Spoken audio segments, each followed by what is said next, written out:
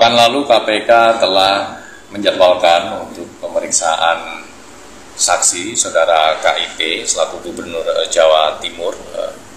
Namun yang bersangkutan berhalangan untuk hadir karena ada keperluan lain. Dan menjelaskan soal panggilan KPK kemarin itu seperti apa sih Bu sebenarnya Bu?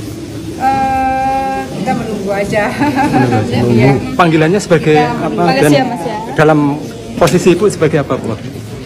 Saksi. Sebagai halo saksi. Mbok De, apa kabarnya? Iki serius iki yo. Semua itu berawal dari saksi, ya. Kecuali OTT, operasi tangkap tangan, itu langsung bisa dijadikan sebagai tersangka. Jadi saranku yo, waktu-waktu kayak ngene iki manfaatkan dengan baik dengan orang-orang terdekat, dengan orang-orang tersayang, sampean jalan-jalan kayak wisata kuliner refreshing lah. Iki serius iki aku gak ngeten-ngeten sampai. Halo Lur, kabar baik iki. Muko-muko KPK ora ludrukan, KPK ora dagelan. Ayo buka pipa. Buktikan jenengan ora korupsi. Jika sebaliknya supaya Gubernur Jawa Timur ganteng. Dulu katanya untuk rakyat, tapi ternyata hibahnya buat beli rumah mewah. Piye Lur kabare iki lho rungokne ya. Kita doakan semoga masuk neraka, dapat hidayahnya ya. Ini wakil-wakil kita, pimpinan kita doakan aja ya, semoga baik-baik aja. Kok nggak sadar janjinya mana dulu untuk rakyat, rumahnya untuk rakyat.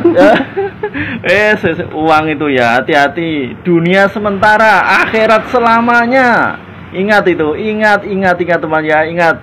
Kalau keliru ya maafkan, diviralkan teman, biar semua sadar. Kopipa mangkir dari panggilan KPK, ngaku ada agenda lain. Pasti udah pada tahu lah ya, Bu Kopipa ini tuh siapa. Beliau adalah Gubernur Jawa Timur yang akhir-akhir ini viral karena suka nge-review buah. Sampai akhirnya ada berita seperti ini nih. Lalu apakah beliau ini mangkir dari panggilan KPK karena katanya ada agenda lain? Agendanya itu adalah jadwal mukbang? Gak ada yang tahu. Yang jelas beliau minta di reschedule guys. Dijadwalin ulang tuh panggilan KPK-nya gitu.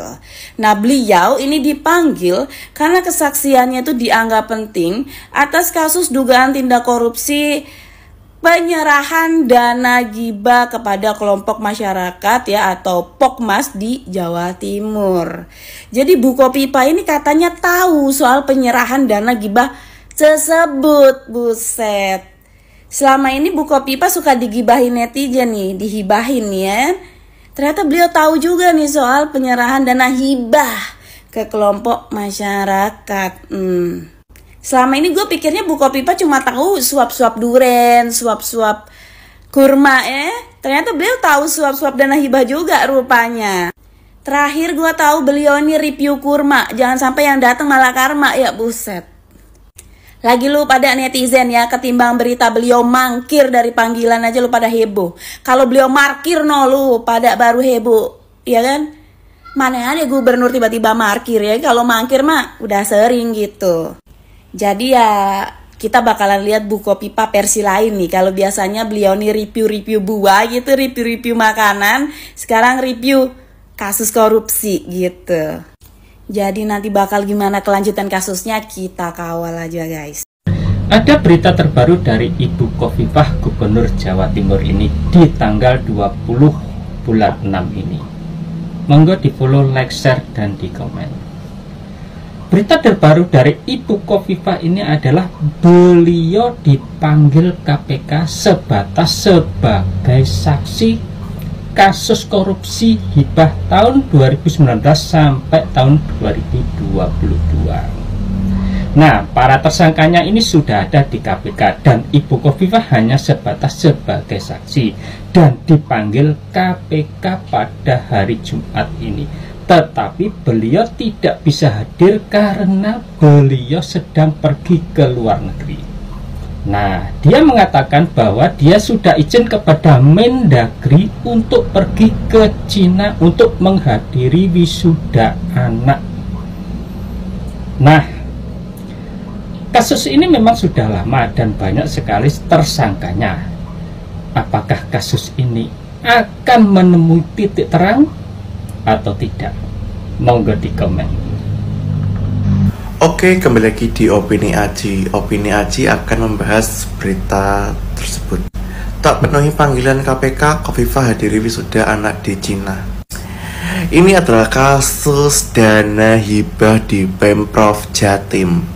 Wis talah rek, kon gak percaya ambek video-video ku saurunge, ya. Bu Sri Mulyani waktu lalu, tahun lalu 2024 kalau saya nggak salah 2024 antara 2024 ya, itu sudah pernah bilang bahwa ada dana beku yang belum dicairkan oleh Pemprov Jatim oleh Bu Khofifah. Logika sekda itu kena, ya, sekda, sekretaris daerah.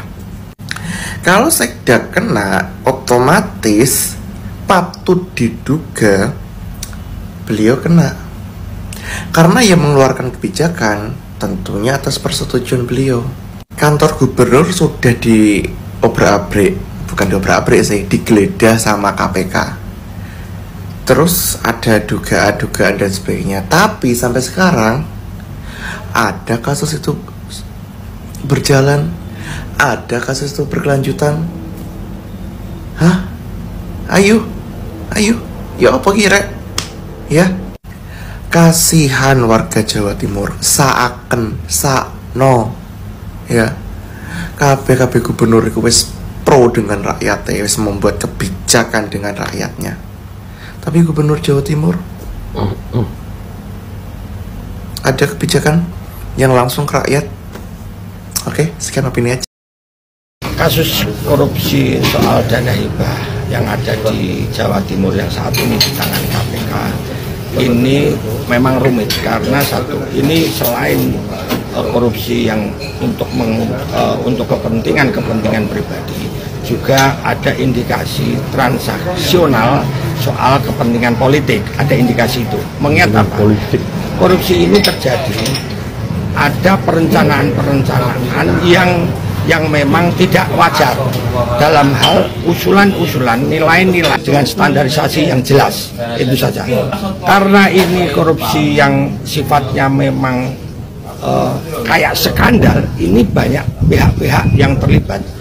Ada dugaan yang terlibat selain pihak pengusul, dalam hal ini adalah DPRD Jatim, yang kemudian juga ada pihak eksekutif sebagai pengguna anggaran, dan bahkan kalau memang anggaran ini yang dilonsingkan atau yang dikucurkan ini ada intervensi, maka ada pihak-pihak yang juga terlibat dalam hal ini.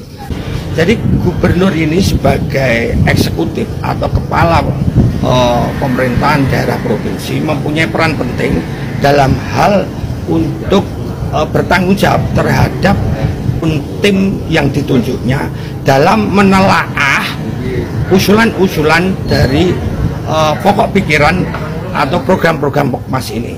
Jadi keterlibatan gubernur adalah bagaimana ketegasan dalam melaksanakan menggunakan anggaran